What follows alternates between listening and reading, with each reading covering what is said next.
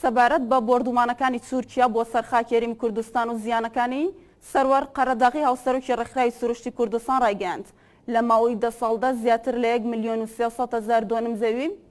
پوش و پاوان سوتاون و دەژڵێت هەرێمی کوردستان لە 150 دارستانەکانی لەدەستداوە. دیارە بە پێی و ئامارانی کە لە بەردەستی ئێمە هەیە کوردستان و عێراق